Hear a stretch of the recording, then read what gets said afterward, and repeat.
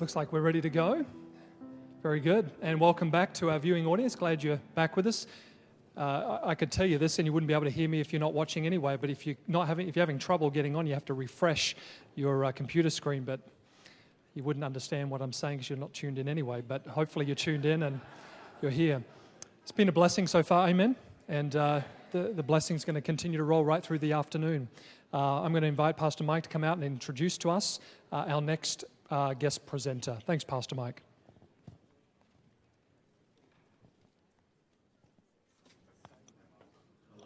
Everybody,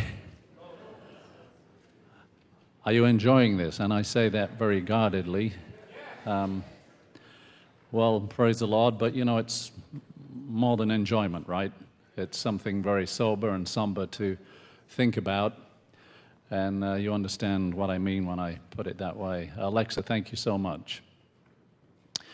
Our next presenter is David Fiedler.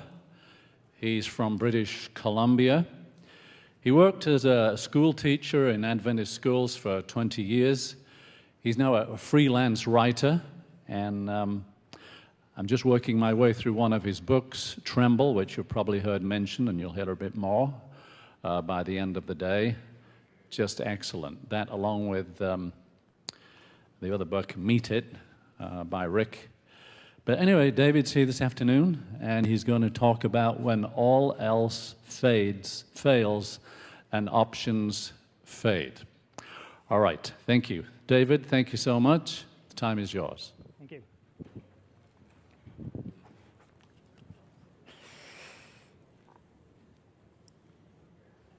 Let's bow our heads for a brief word of prayer, please. Father, we ask your presence, your Spirit. We ask your infilling, for there's nothing worse than to have you present but not in our hearts. We pray that you will be with us, that you will direct in all that is done and said here, and all the thoughts that are taken from this meeting, we pray in Jesus' name. Amen. Okay, we are dealing with serious topics this weekend. I trust you've come to grips with that already.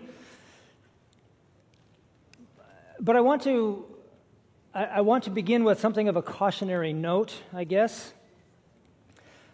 These are serious problems, and they do require, there's a crying need for a response, for something, to resolve these problems, to deal with these problems. At the same time, there is an aspect that I just want to highlight very briefly at the beginning of this talk.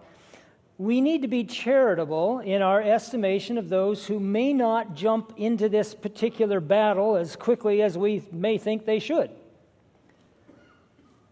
It's natural to not want to. Notice this statement here. A copy of Living Temple was sent me, this is Ellen White writing, of course, but it remained in my library unread. From the light given me by the Lord, I knew that some of the sentiments advocated in the book did not bear the endorsement of God, and that they were a snare that the enemy had prepared for the last days. So when Ellen White knows that there's a problem in the book, what do you think her first, what's her first reaction? I thought this would surely be discerned, and that it would not be necessary for me to say anything about it. She was actually, by nature, it seems, kind of a shy person. She was an introvert. She didn't like being out there.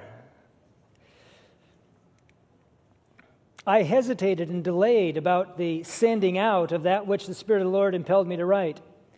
I did not want to be compelled to present the misleading influence of these sophistries, but in the providence of God, the errors that have been coming in must be met. I have tried to keep silent. But as I have seen Dr. Kellogg exercising his subtle influence over the men who do not seem to realize that he is wrong, who do not understand the work that Satan is carrying on through him, I am constrained to speak. It took constraint before she got into this thing, right? I am now to say to our brethren, cut loose, take your stand decidedly if you would save your souls. Take your position for truth and righteousness. Now, I bring this up for just a couple of reasons. Number one, I didn't want to get involved in this stuff. This is not my cup of tea. Come on. I don't like this any more than Ellen White did, right? And the same may be true of a lot of other people. And not all of them may be called to address this issue. Does that make sense? You with me on that? Now, they all have to take a position on it. They all have to, find the truth and relate to it, but they may not be called to address it. So, just because somebody doesn't jump into the whole thing with, all guns blazing or something, that may not be what they're called to do. We can afford to be charitable. We don't need to make enemies out of someone who might be an ally. My only reason for getting involved in this was to bring a historical perspective to the discussion. I just really believe in that whole those who fail to learn from history thing, And if there is any possibility, even the most remote possibility, that what we're talking about here is the omega of apostasy, to fail to learn the lessons from the Alpha is utter stupidity. We can't do that. And so that's how I got into it, and that's the angle I look at it from. I just kind of like Adventist history, and that's the way I come at it. So that may be obvious. In all of this, in dealing with all this, we unfortunately are at risk of losing sight of the highest lesson of them all from the Alpha experience. In my opinion, the highest lesson of them all. It's the same lesson, it's the greatest lesson that Jesus came to earth to teach us. It goes like this: love suffers long and is kind.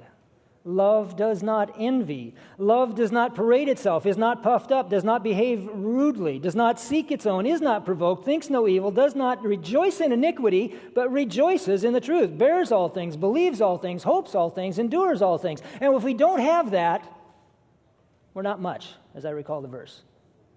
We're not much, okay? Ellen White tried for years to save Dr. Kellogg.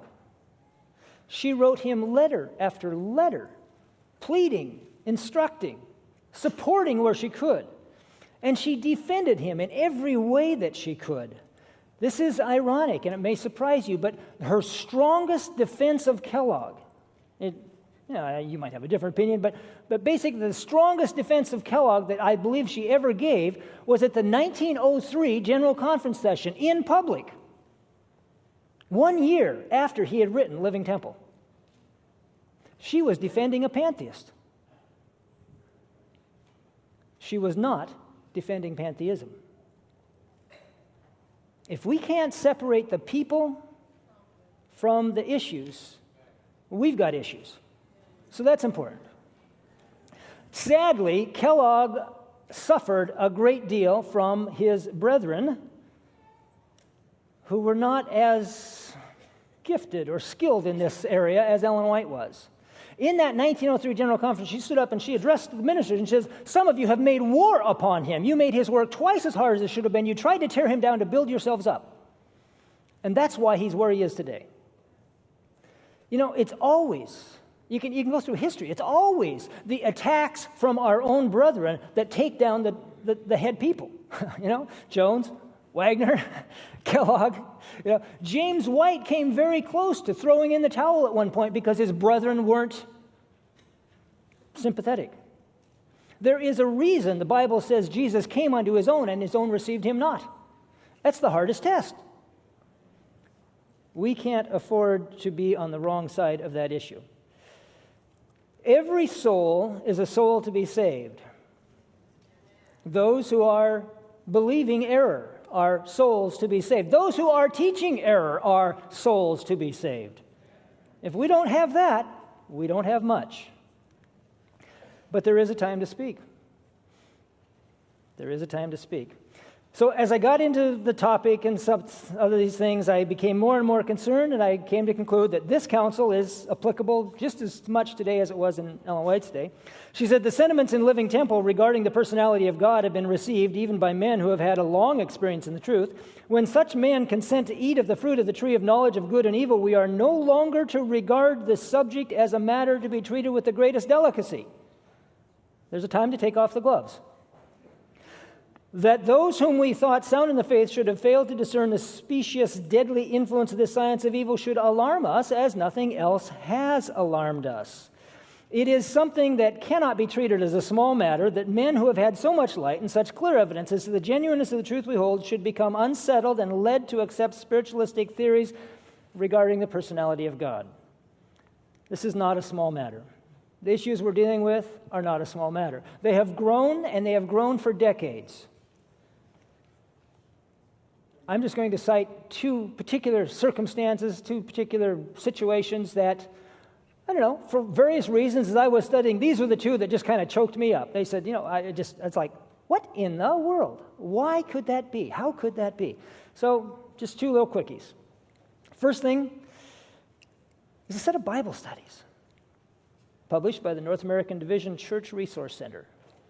They're known as the I Follow Discipleship Resource Materials. This was a huge project. More than 100 Bible studies are included in the original release. Each unit has a presenter's guide, handouts for participants, discussion questions for groups, learning activities, and a PowerPoint presentation. 100 sets of 5 different things or something like that. This is a big operation, okay? One of the first things that raises concern is the selection of materials, both to document as cited as authority as they're going through the studies, and also in the recommended reading lists at the end of the studies. In both cases, there is a heavy tilt toward emergent authors. I'm not exactly comfortable with that.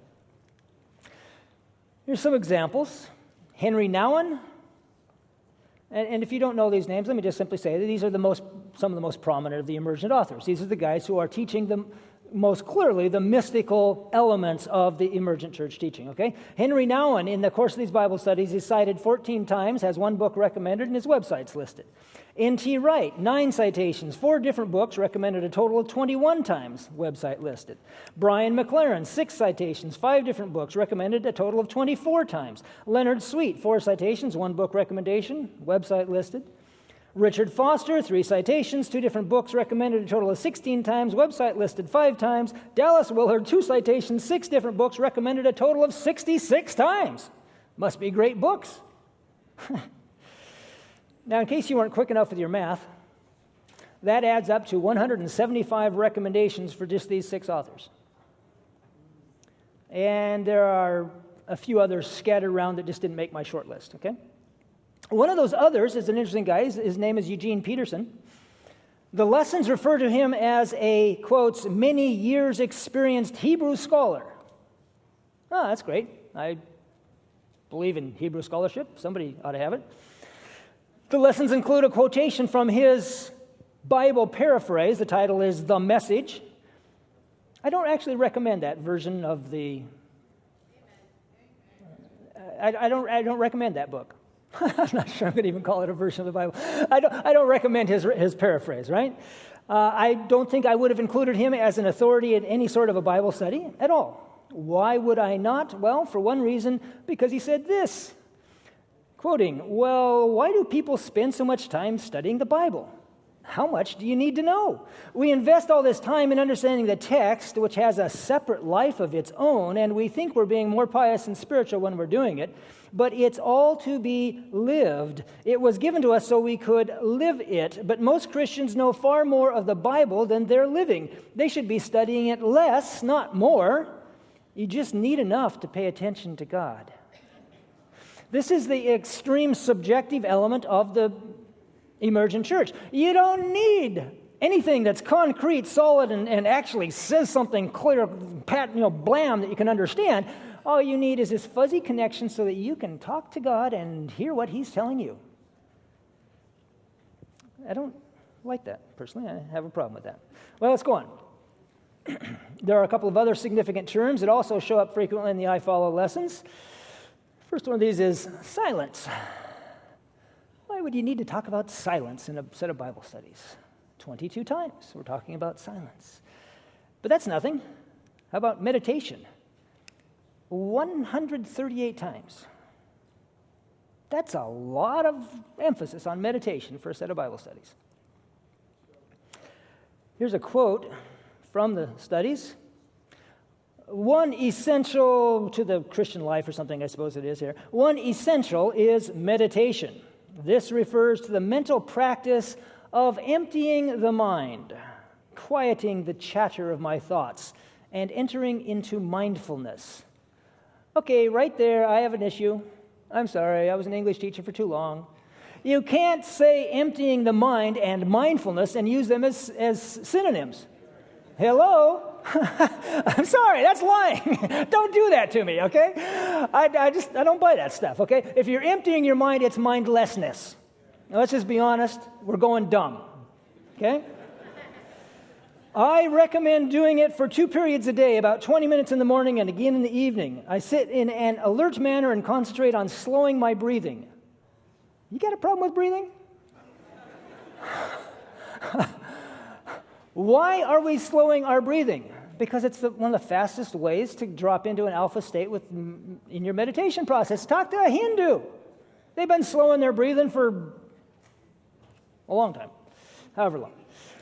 Distractions are noted and let go as I focus on inner quiet. Okay, it's nice. You know, in these studies, the dependence on emergent writers was so blatant that it actually became a bit of an arguing point in the discussion following an article on the website of Spectrum magazine. And it's quite interesting because it's not some wild-eyed, rabid conservative who's arguing. It's somebody who just simply said, you know, you can't really say what you're saying about these studies because it's obvious they come from this book. Anyhow, okay, let's move on. Different topic, different issue. Another interesting organization is called the Leadership Institute. I don't remember exactly how I ran into these guys. Now, bear in mind, I did all this sitting up in Canada, tapping on my little laptop computer here using Google. Okay, I did that partially because one of the favorite emergent authors likes to refer to this as being a Google world now. I said, okay, that's fine. Let's see if he's right. So all this stuff, everything I'm telling you right now, except for the history stuff, which I read from reasonable sources, everything else, I just got off my little laptop. It's not hard to find. But anyhow, somehow or other, I ran into this operation. I don't remember how, the Leadership Institute. It's actually a question of how I ever heard of them. We'll see that in a moment. But you go to the organization's website, and you can learn things like this. It's located in Orange, California, which is, I don't know, someplace down by Los Angeles? I don't know. Orange, down there somewhere. I don't know. It was founded in 1989 by L. Paul Jensen, who has served for the last 25 years as the Institute's director. Okay, a little continuity there. That's good. We're told that he is an ordained Adventist minister. Okay.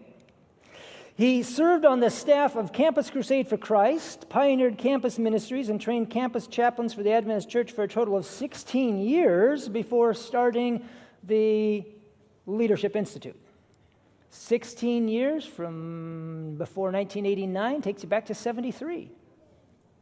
This stuff's been around a while. Well, so Paul Jensen, what do we know about Brother Jensen? He was a graduate visiting student under N.T. Wright at Oxford University. That's a possible problem. He is now the adjunct assistant professor of leadership and Christian formation and spirituality in contemporary culture at Fuller Theological Seminary. That is a problem. So back to the Institute itself. A little more information, this time about the staff. Of the organization's 11 team members, 6 graduated with advanced degrees from Fuller. Very, very strong linkage between TLI and Fuller Seminary, okay? 4 have served as faculty members there. The other 5 team members have degrees or credentials from Pepperdine University, Denver Theological Seminary, the Graduate Theological Foundation, Azusa Pacific University, the Talbot School of Theology, and the Monastery of the Risen Christ. I'm not that familiar with most of these, to be honest. Only one of these, John Ciccarelli, I don't know how to pronounce it. He's the Azusa Pacific graduate. He's a Seventh-day Adventist. Their website says he is the senior pastor of the Adventist Church in Escondido. I don't know if that's still valid or not, but that's what their website says. One thing the website doesn't give us much information on at all is the Institute's working relationship with the Seventh-day Adventist Church. For that information, we can turn to a very helpful article which appeared some years ago in the publication Adventist Today. Now, this is a publication that credit where credit is due. I often find myself diverging from their theology, but in my experience with them thus far, I think they have fairly good literary ethics. They don't lie. They may slant things their own way, but they don't lie on factual matters, and so I respect that, and I think they're to be commended for that.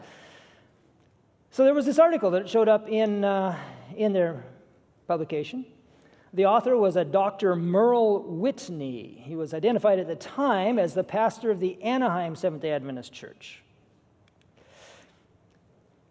According to this article, the Leadership Institute was set up by the administrators of the Southeastern California Conference in response to strong direction from the conference executive committee to reach and retain youth and young adults. Okay, so this would have been in 1989, and what Pastor Whitney is saying is that the executive committee says, hey, we're losing too many young people. Well, that's a problem. I can sympathize with the concern there. We're losing too many young people. You guys need to do something about it. Let's set something up. Let's get a program that will save our youth. Well, that's a good thing so far. Whitney says that very significant funding was provided in the conference budget beginning in 1993 and has continued each year since. Now, this was written in 2002, so 93 to 2002 is, just about 10 years worth of budget line. I have no idea what's happened since, but that's the information that I happen to have. Oops, wrong button. There we go. In time, the official name of the program run by the Leadership Institute became the Journey to Reach the Next Generations. And you can see the emphasis on reaching the youth there, okay? The Journey to Reach the Next Generations, but now it's just generally referred to as the Journey. So what do we know about the Journey? Did we lose one screen? We lost one screen. Okay. According to the article again from Pastor Whitney, 3 times each year, participants in the Journey meet for a 3-day retreat at Pine Springs Ranch, the Southeastern California Conference camp. He says, though, that the foundation of the Journey was the spiritual formation of the pastors involved in the process. The stated goal was the saving of the young people of the church, but the method by which this goal was to be reached was by the spiritual formation, or the tweaking, shall we say, of the spiritual experience of the pastors. He says, soon this became an important aspect of recruiting subsequent groups. Now, going on. Since 2006, the organization's public nonprofit filings have listed a Sandy Roberts of 11330 Pierce Street, Riverside, California, as one of the organization's directors. Well, I didn't know who that was, but I did a little checking, and it turns out that that address there just happens to be the conference office of the Southeastern California Conference.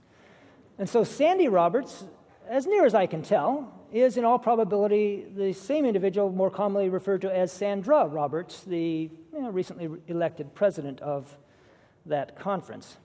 So since 2006, she's been a member of the board of directors. It probably makes sense, from one perspective. If you're going to have a liaison between the conference committee and the organization over here, Sandra Roberts would make sense, because she earned a Doctor of Ministry degree with emphasis in spiritual formation from the Claremont School of Theology. So she would be better equipped to understand what they're doing over here, because they're into spiritual formation. She got special training in that, so she understands what they're doing. And that would make sense up to a certain level. There are a number of documents available on the website. And it's interesting, they seem particularly designed to introduce mystical practices to those unfamiliar with them, especially Protestants. One example reads, one gift to the church that has been little known among Protestants until recently is the prayer of Examen. I don't know if I'm pronouncing it right, but this prayer was introduced to members of the Society of Jesus, the Jesuits, by its founder, Ignatius of Loyola, who lived back in the 1500s, basically. It was a primary form of prayer for the society, which was founded as a missionary order. Well, that's good. Everybody likes missionaries. As a spiritual practice that can be done anytime, anywhere, it is especially accessible to mobile and busy people in the workplace, even as it was for the early Jesuits who went throughout the world as itinerant missionaries to establish evangelistic work and colleges. At the heart of this prayer was Ignatius' teaching to find God in all things. I'm sorry, that's the definition of pantheism. God in all things. That's a concern to me. The materials produced by the Leadership Institute contain repeated encouragement to adopt mystical methods of worship, how-to instruction, and frequent references to Lectio Divina. One document tells of a woman's experience while walking the path of a labyrinth, which is, a labyrinth is not a maze. A labyrinth is just a convoluted little trail. You ponder, toggle along type of thing and just let your mind go into neutral. It's a meditation aid is actually what it is. She tells of how God, and I put that in quotes because I'm not sure I buy that, but anyhow, God spoke a series of two-word phrases to her. Follow this sequence. I am. You are. We are. They are. Everything is. I am. Okay. This appears to me to be nothing more than a flagrant example of this oneness with the universe. Everything is I am. The great Brahma or whatever, the goal of Hinduism is to lose all personality and personal consciousness and be blended into the great essence of the universe. This is not Christianity. This is not what I would want to be seeing taught to the pastors of the Southeastern California Conference. It's no coincidence that a participant would report an experience like that, because the materials from the Leadership Institute all lean that way. And much like the I Follow materials, they feature frequent references to and recommendations for books dealing with the more mystical aspects of the emergent church practices. Among the classical authors cited are Ignatius of Loyola, St. John of the Cross, Teresa of Avila, and Thomas à Kempis. These are all classic Catholic mystics from generations past, centuries past. Among the contemporary authors most frequently cited are Henry Nouwen, Thomas Merton, Dallas Willard, Eugene Peterson, and Paul Jensen's former professor, N.T. Wright. One particularly troubling name given as a resource is Sue Monk Kidd. Sue Monk Kidd is apparently quite a well-known author. I hadn't heard of her before. I guess I don't go to those shelves in the bookstore. But I did a little reading on her background. She started off as a Baptist, but that all changed. The process began with the reading of one book by Thomas Merton. From there, it was all, she would say, uphill, and I would perhaps disagree with that. She has since completely repudiated the Bible and Christianity. She now advocates a sort of Unitarian panentheistic goddess worship. Why would she be a needed component in a Christian training program? That's a puzzle to me. One thing that concerns me is the lack of transparency. This is probably the biggest thing that concerns me, the lack of transparency in regard to this program.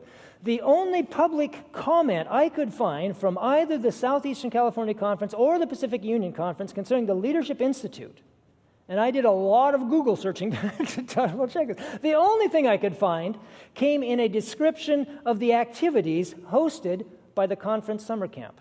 They said this: Pine Springs Ranch is privileged to host the Leadership Institute as they nurture the souls of many of the Southeastern California Conference's pastors through the ministry of The Journey, a program of spiritual formation and renewal for conference leaders. I suspect that many of the church members whose financial generosity has been used to provide the very significant funding that Pastor Whitney wrote about would probably be interested to know more about this particular program. But it's never been mentioned in the Pacific Union recorder that I could find. It's this is the only place it ever showed up in the archive section of, I think it was the SECC website. I found it in the archive section. Pastor Whitney's article was written 12 years ago, so there may well have been changes in the working relationship between TLI and the conference in that time. I can't verify that one or the other. I confined myself to just searching on Google. You know, I could have, I know it sounds kind of dumb, I could have called somebody up. I just call them up and said, hey, can I ask you a question? I was having fun with Google, so that's all I did. What I can say is that there apparently remains a working relationship of some sort. Early this year, 2014, TLI made this observation in the context of a, quote, proposal for the future of the journey in the Southeastern California Conference. They wrote, in November 2013, the Journey celebrated its 20th anniversary in the Southeastern Conference of Adventists. Parentheses here, Generation 1 had their first retreat in November 1993. They call classes generations. I don't know exactly why, but it's not, you know, the class of such and such. It's Generation 1, 2, 3, 4. They're up to like 22 or 23 or something like that now.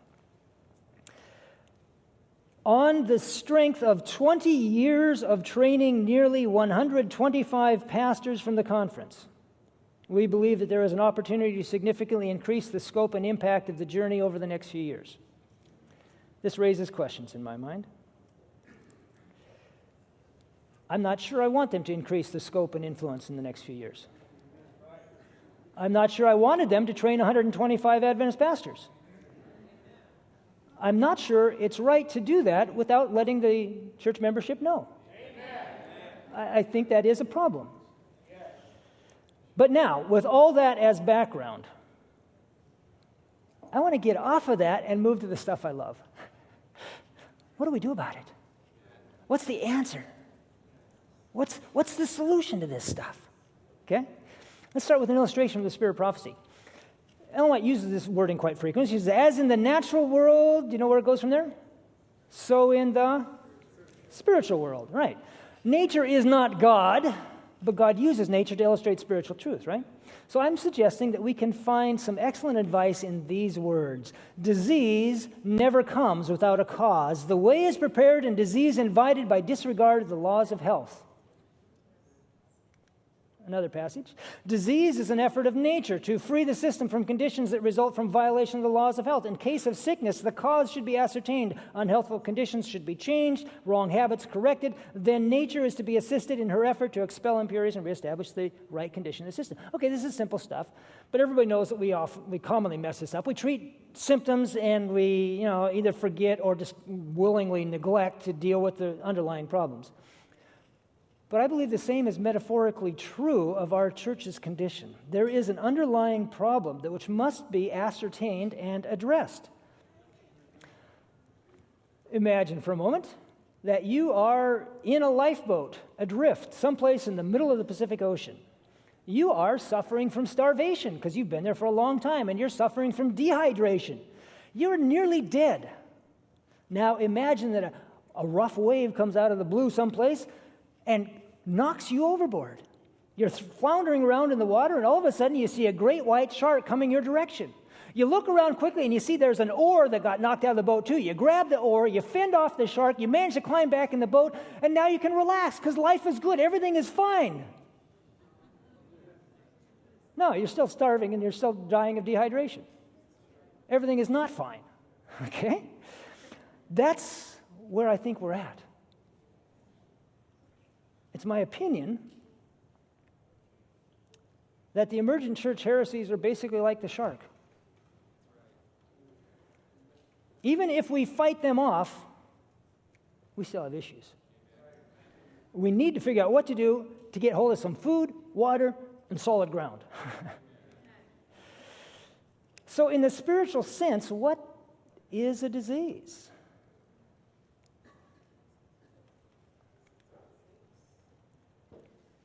God will arouse his people.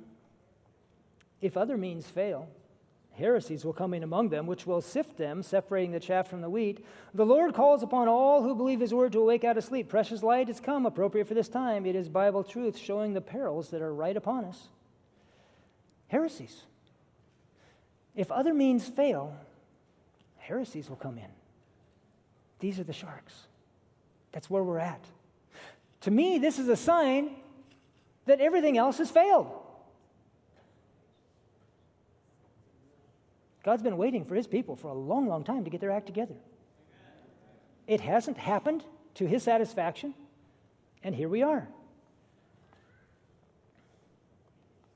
This is what God does when all else fails. What do people do when all else fails? Well, on a good day, they read the directions, right? You know? When everything else fails, read the directions. I'd like to point out some of the things that I think are the directions that maybe we haven't paid too much attention to. There's more of a connection than might be apparent at first. I believe this is the only effective response, the only effective plan of counterattack, if you wish, okay?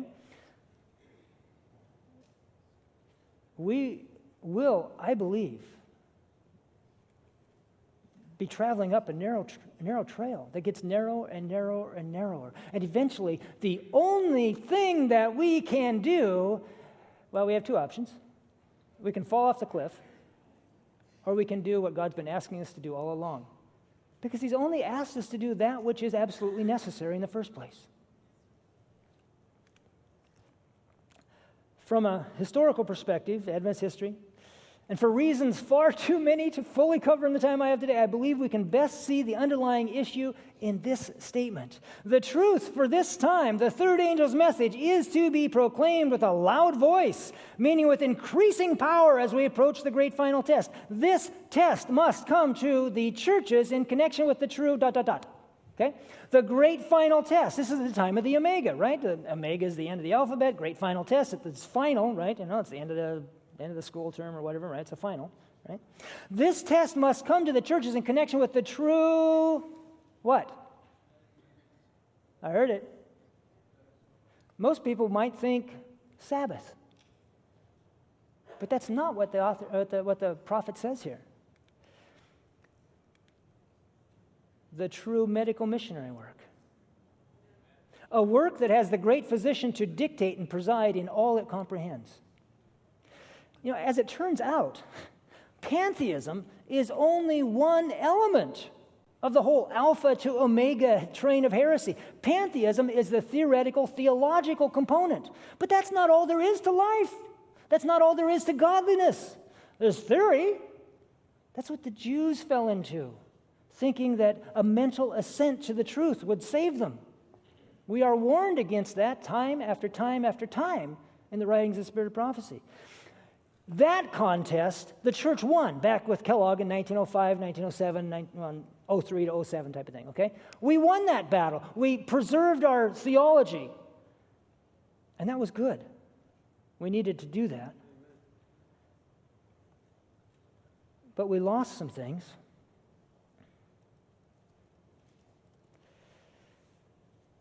Kellogg had been used of God. Ellen White says things about Kellogg she says about nobody else. She says he was the greatest physician in the world. She calls him God's physician. She spent more time and effort trying to save his soul than any other person.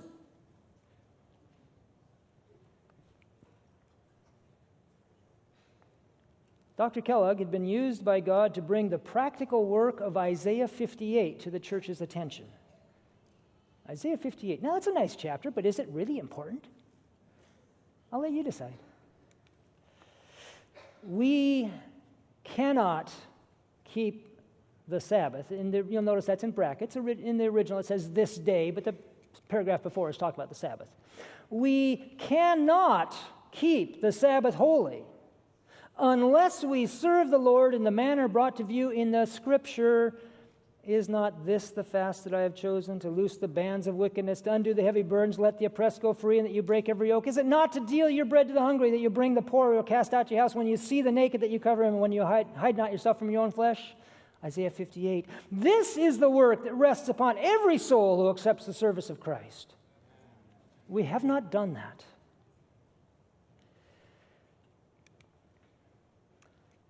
I want to tell you, she wrote, that when the gospel ministers and the medical missionary workers are not united, there is placed on our churches the worst evil that can be placed there.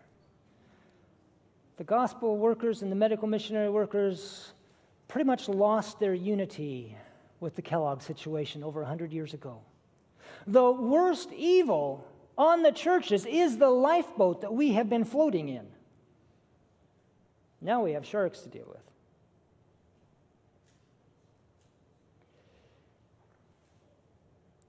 The only way we're going to effectively respond to this is doing what God asked us to do in terms of uniting practical ministry with true theology and evangelism. Now, I'll tell you what's hard about that.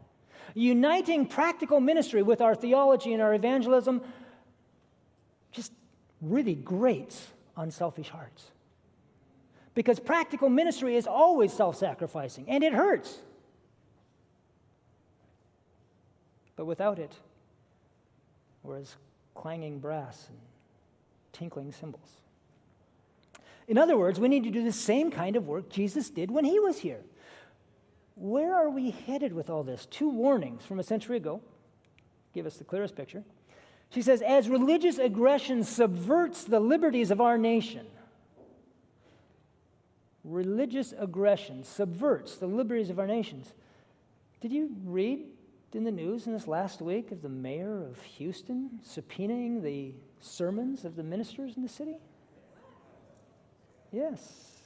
Any minister that addressed the issue of homosexual rights in a sermon, his sermon has been subpoenaed. They backed off from that some, but they're simply narrowing the boundaries of what they're after. They've not given up on the right to subpoena sermons. But it's interesting. There was a big hubbub about it, and a lot of people very upset. So I'm not saying it's going to happen right away, but it's moving that direction.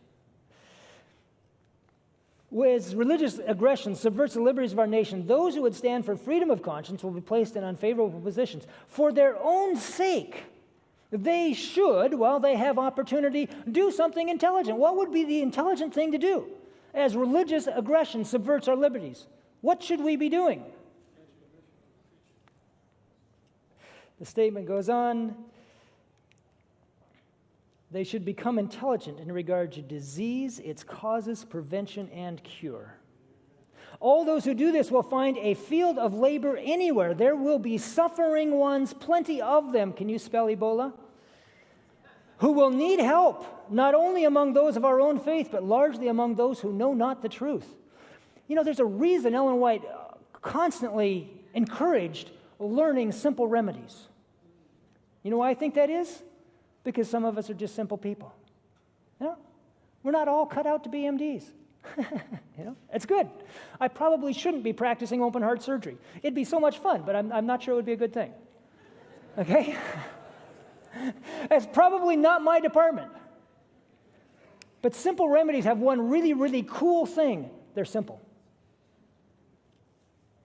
And I think the day is going to come when simple may be all we have to work with.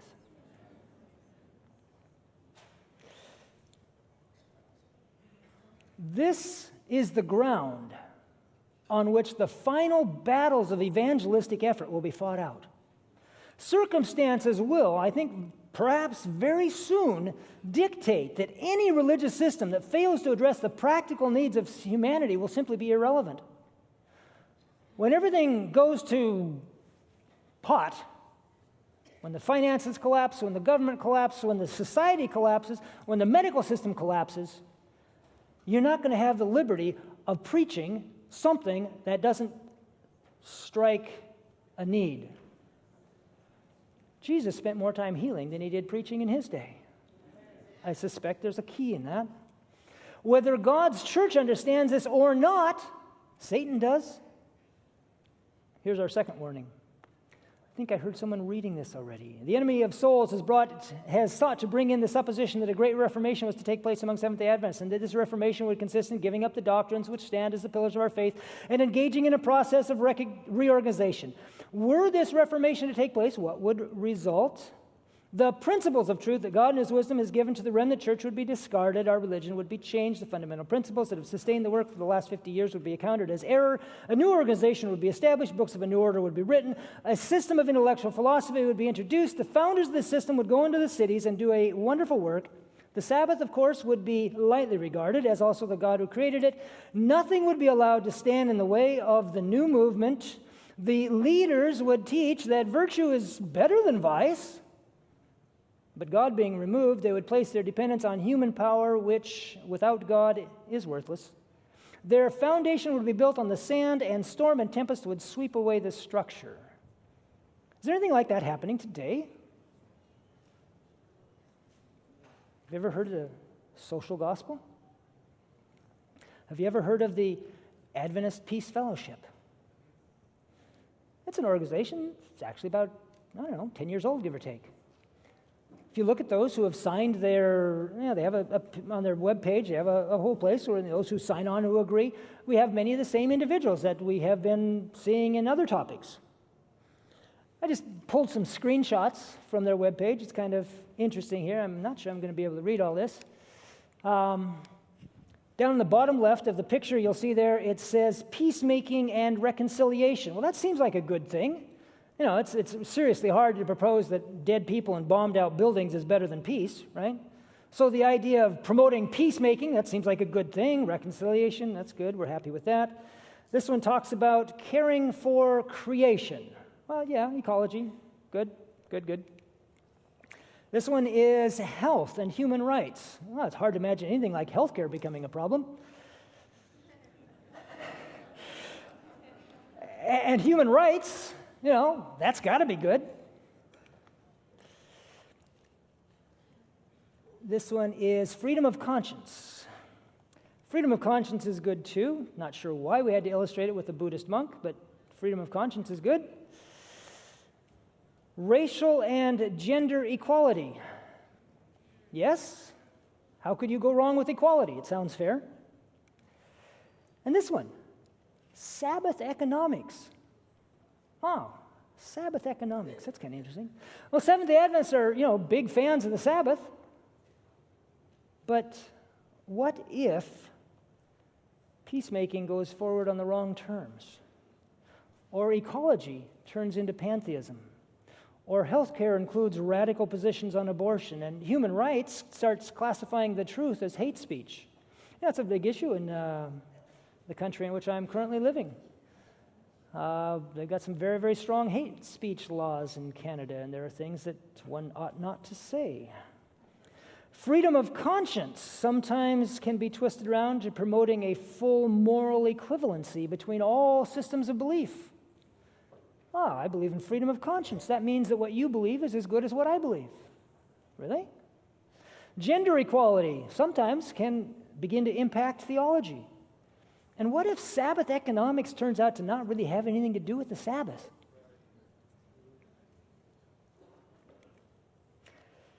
Let's go back and look more closely at Ellen White's statement on this. The Reformation that Kellogg wanted to bring about 100 years ago. The founders of this system would go into the cities and do a wonderful work. Kellogg had the Chicago City Mission. He was doing a completely disproportionate, mixed-up version of medical missionary work. He started off, Ellen White supported him very strongly from his conversion in 1888 at the Minneapolis Conference. That's where he was converted. I think somebody mentioned that already. Up through 1891, 93, she supported him very strongly. About 96, he got fed up because the ministers were giving him so much grief. Ellen White says they made war on him. And he got mad. She says he put on the coat of irritation and began to criticize the ministry back. But when he was good, he was good. When he was bad, he was bad. She's writing this at the time when he'd already lost his way in regard to the medical missionary work and was doing a lot of things that the Lord had said not to do, right? Okay. Leaders would teach that virtue is better than vice, but God being removed, they would place their dependence on human power, which without God is worthless. Their foundation would be built on the sandstorm and tempest would sweep away the structure. This statement is playing out in Adventism right before our eyes. Way too many church members are heading down the pointless social gospel road. There is a foolish approach to medical missionary work that accomplishes nothing for the Lord. That's not what the Lord is promoting. Okay? I don't mean to put too much emphasis on the Adventist Peace Fellowship. Oh, incidentally, the Adventist Peace Fellowship is a member of a sisterhood of peace fellowships, which includes the Baptist Peace Fellowship and the Catholic Peace Fellowship and the Buddhist Peace Fellowship. It seems kind of ecumenical, actually. That particular organization may or may not end up doing anything big. But the mindset is deadly, and the mindset is becoming widespread. The bad news is that I don't think we'll be getting rid of this problem anytime soon. Look at these words. Foundation built on the sand. Storm and tempest would sweep away the structure. This is the story of the wise man and the foolish man. One built on the rock, the other the sand, and then the rain came down and the floods came up. Two houses, one storm, the same storm. Christ didn't say anything about one house looking different than the other. They were houses. A guy built a house, another guy built a house. The houses could have been identical for all we know, except for one thing. They had a different foundation. That's the only difference, the foundation. The wise man's house was not protected from that storm. The same wording is used. It's the same storm. There's no favoritism involved here. It's that one house was solid and one house wasn't.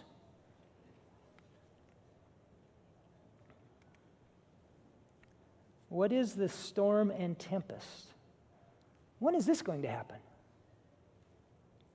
I believe, brothers and sisters, we call this the little time of trouble. When the world falls apart, when God's people find out what it's really like to have every earthly support cut off.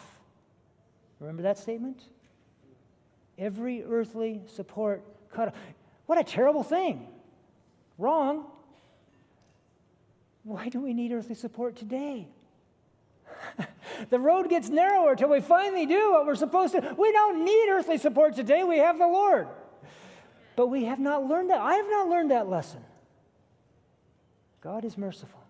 But when it happens, when the world falls apart, when God's people find out what it's really like to have every earthly support cut off, when it becomes impossible for selfish people to carry on a wonderful work in the cities without giving up their selfishness, then you will see the difference between a system that depends on human power, which is worthless, and a system that depends on God to provide what is needed to carry on right doing by faith.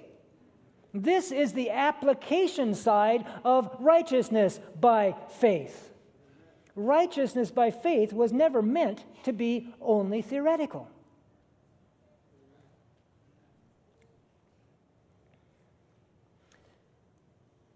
And at least from the Lord's perspective, all this, I believe, is coming soon to a world near you.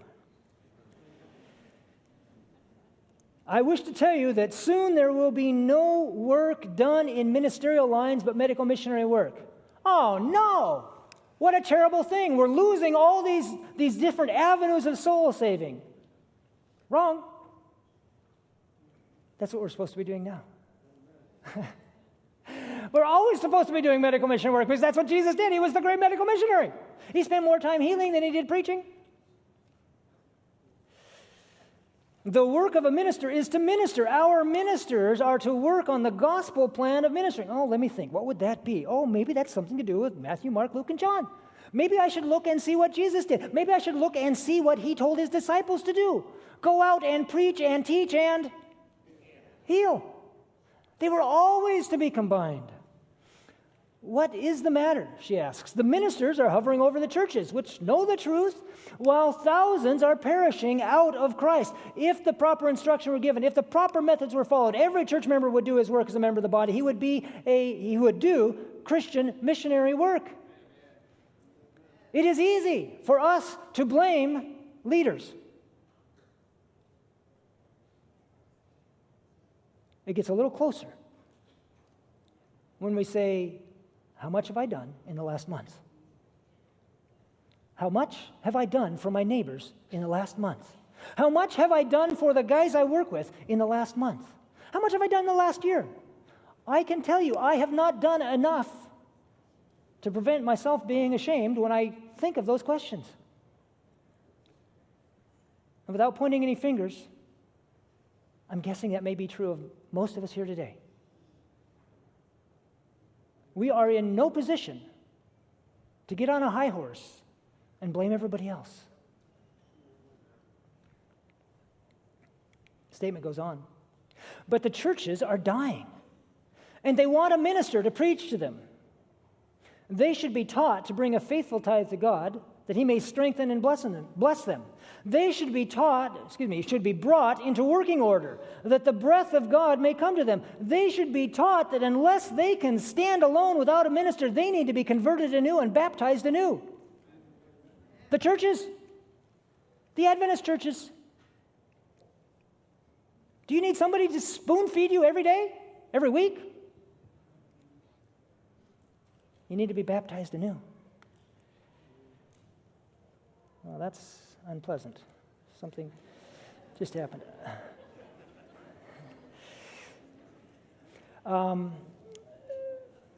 Could someone, back there on a little stool in the corner is my case, and apparently my battery is running low. If you could just bring up the power cord out of that case. Okay. It's a little harder to think this through now without some notes.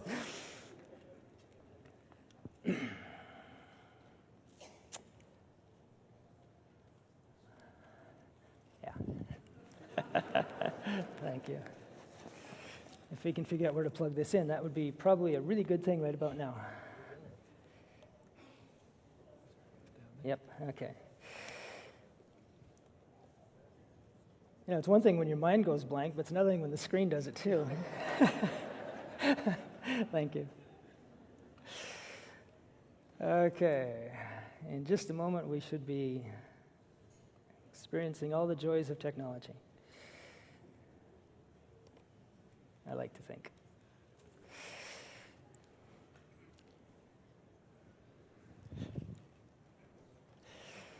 Yeah, it's gone into kind of like a hibernation mode, and it's going to take just a moment. So let me just try and ad-lib a bit here. Would somebody help me out? What was my last point? I just said something.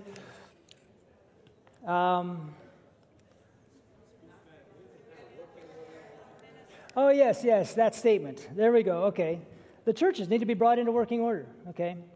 They need to...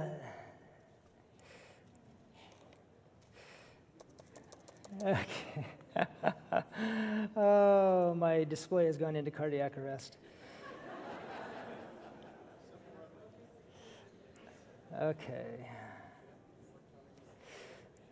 Okay, I will get this going in a moment here, but I will just carry on ad lib for the moment then. The medical missionary work can be done very, very poorly. Dr. Kellogg already demonstrated that for us. But the medical missionary work is God's chosen means of manifesting the truth of the gospel. There is going to be no replacement for it. To try and say we're going to preach our way to the kingdom will never work. There is a demonstration which needs to be made, and God's people can only make this through self-sacrificing labor and love. And what we're going to see, I believe,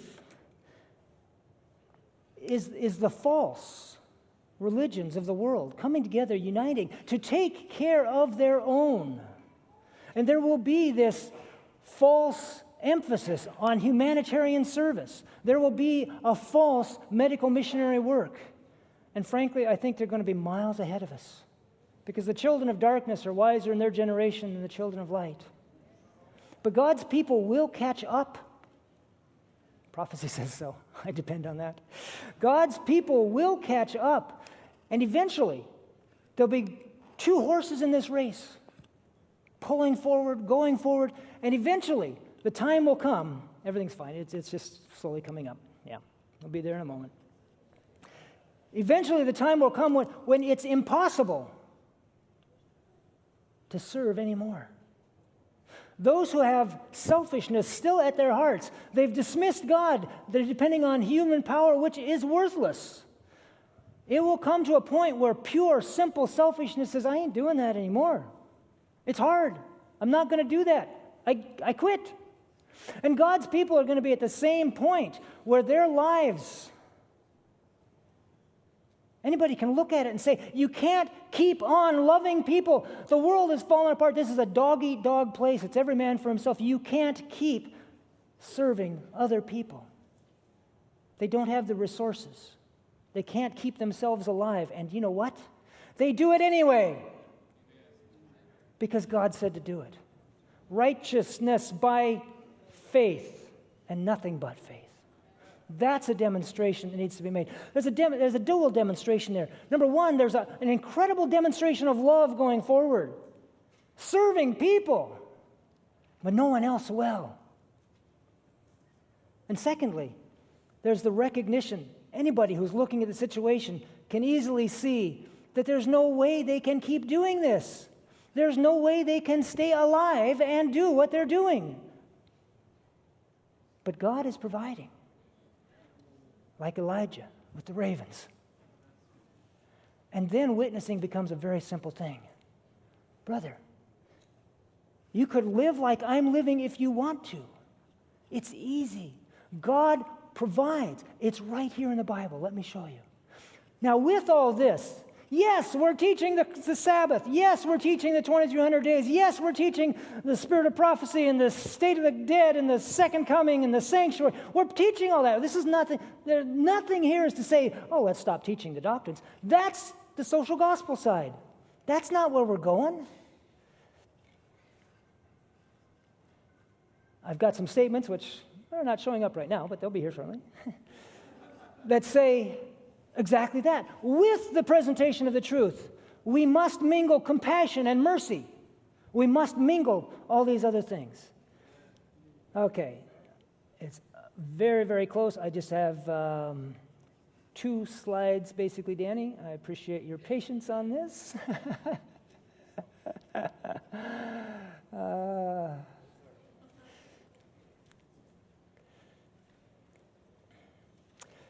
Okay, summarize some things real quickly. Remember the statement said the truth for this time needs increasing power as we near the great final test? Where do you think that power is going to come from? Here we go. Okay, we almost went.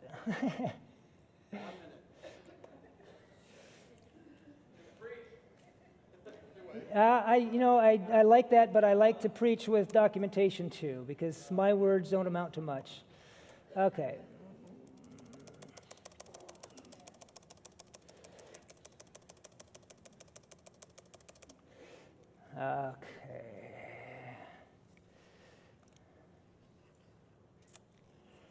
Technology is so good when it works.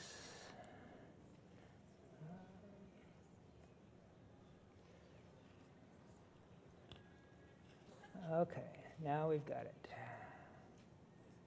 Okay, where are we going to get that power? Search heaven and earth, and there is no truth revealed more powerful than that which is made manifest in works of mercy to those who need our sympathy and aid. This is the truth as it is in Jesus. When those who profess the name of Christ shall practice the principles of the golden rule, the same power will attend the gospel as in apostolic times. There is no truth more powerful than medical missionary work.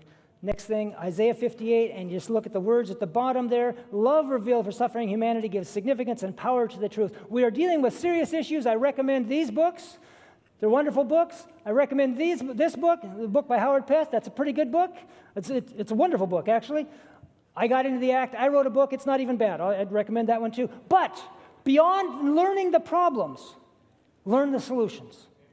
And if I may be so bold, I believe it was providence. The Lord worked it out. before I wrote this, and the only reason I got involved in that and writing that is because I'd previously written a book that deals with all the solutions. I had not made the connection in my mind. I had no idea that I would ever be preaching about this in regard to the omega of apostasy, but the sozo is the word that means both spiritual salvation and physical healing. They are never to be separated. Please study into that issue. Thank you for your patience. God bless you each.